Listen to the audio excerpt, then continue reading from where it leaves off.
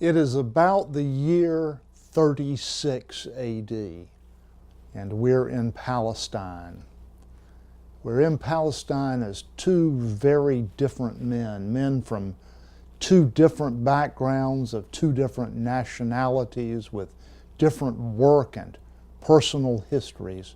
Each have a vision.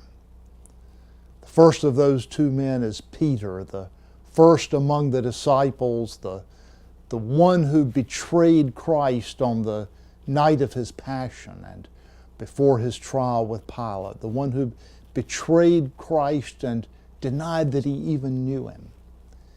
Peter now is preaching the gospel of Jesus Christ, is seeking to share the love and the mercy of Jesus with others. And in his sleep, he has a dream.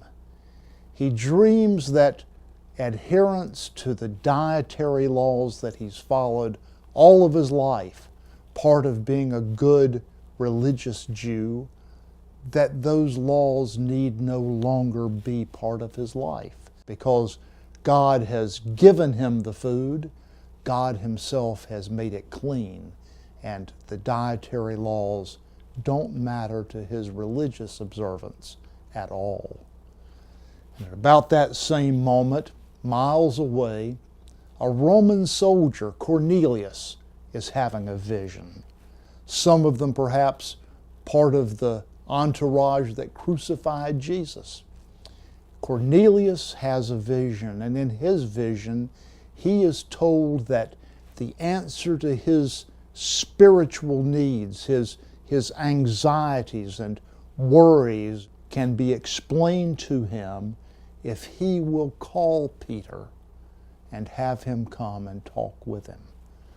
Within a couple of days, the two are sitting together. They're in Cornelius's home, and they're gathered around them are Cornelius's family and some of the troops, and Peter begins to talk to them about Jesus Christ and about how it is that he has come to put his hope and his trust for the future in Jesus.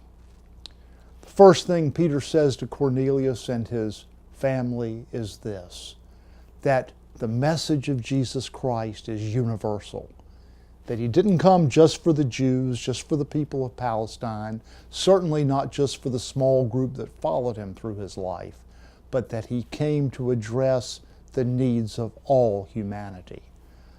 Then Peter went on to talk to Cornelius and the others about the life and the ministry of Jesus Christ, about how he taught and healed and did good. He spoke to Cornelius about the arrest and the crucifixion of Jesus and how it was that Jesus rose from the dead. And then he talked to him of Jesus' appearances to his followers and how they had witnessed to Jesus' resurrection. Now Peter says it's up to us.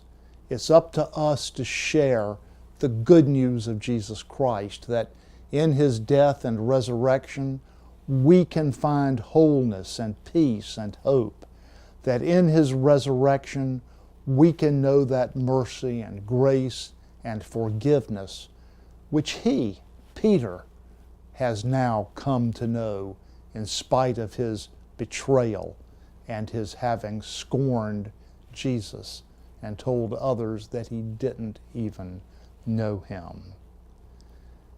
Peter explains to Cornelius and the others that Jesus is the gospel. Jesus is the good news, and that in his presence among us and in his witness to us, he was the pure and perfect expression of the love of God available to us if we will believe and trust in him. On Easter, we celebrate an historical event. We celebrate an event which occurred in Palestine on that morning 2,000 years ago.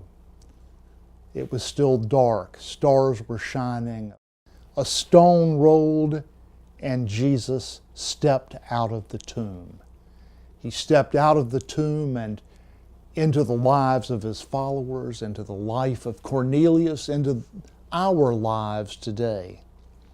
And he invited us to come with him, to share the message of his love, grace, mercy, and forgiveness, the news of the availability of peace with God and wholeness in our lives if we would but make him part of our lives.